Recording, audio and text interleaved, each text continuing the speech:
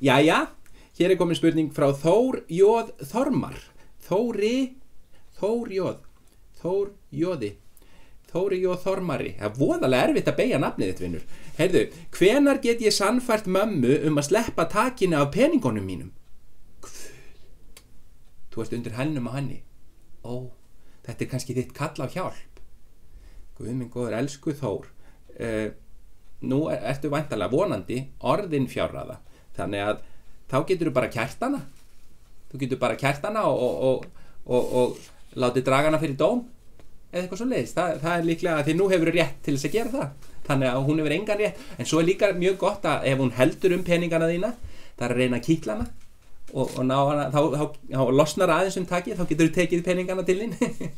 Vonandi virkar annarkvort af þessum brögðum. Gangið þér vel.